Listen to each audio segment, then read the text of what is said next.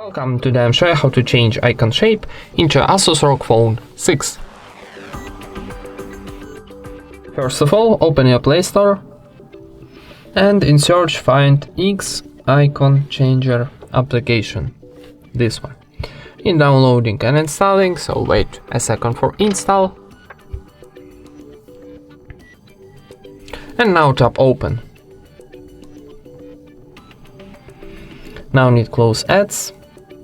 And now from the list of your application choose your what you wanna change, So I wanna maybe YouTube will be nice, so choose our application and now choose from the list of our new icon some icons, and for saving, for example, this one, need to tap on the top right corner to OK button and wait a second for generating.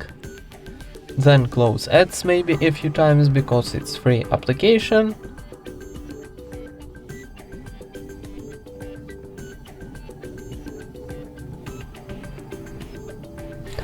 And now tap add to home screen.